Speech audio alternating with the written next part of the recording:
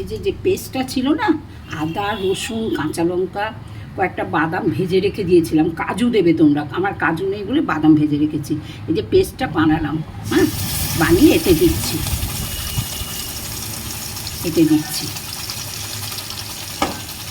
এক একজন এক এক রকম করে আগেই বলে দিচ্ছি, আমি এইরকমভাবে করি, খেতে কোনো অংশে খারাপ হয় না, খেতে ভালোই হয়। আচ্ছা, তারপরে দিচ্ছি নুন হলুদ টলুদ, তারপরে দিচ্ছি। আর এই যে এখানে টক দইটা রেখেছি, টক দইয়ের মধ্যে এই যে একটা পোস্ত দিয়ে দেবো, এই যে টক দইয়ের মধ্যে পোস্ত দিচ্ছি, এই 2 চামচ মতন দিলাম, ছোটো চামচ, ফেটিয়ে নিচ্ছি। আগে রসুন আর পেঁয়াজের গন্ধটা চলে যাক, সুন্দর করে কষে নিই, তেল ছেড়ে গেলে তারপরে এইটা দেবো। মশলা কাঁচা গন্ধ চলে গেছে এবং তেলও ছেড়েছে।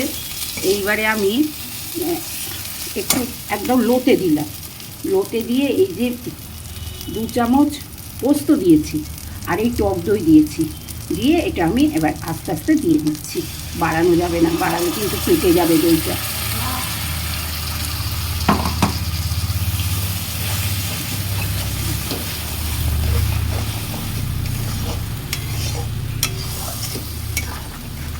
মাছগুলো দিয়ে দিচ্ছি, মাছগুলো খুব হালকা করে ভাজা, খুব সুন্দর একটা রং এসছে, সমস্যায় নামিয়ে নিয়েছি।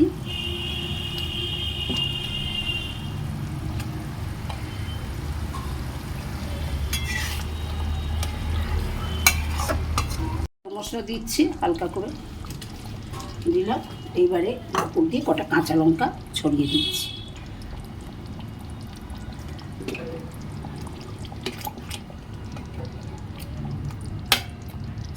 এই দেখো হয়ে গেছে, নামালাম। এক একজন এক এক রকমভাবে করে, আমি এইভাবে করি। আমার কাছে কিছু নেই মানে আমি অল্টারনেট কিছু দিয়ে দিই। কাজু নেই, আমি চীনাবাদাম ভেজে দিয়েছি, অসাধারণ খেতে হয়েছে, একদম বিয়েবাড়ির স্টাইল হয়েছে দই কাতলাটা।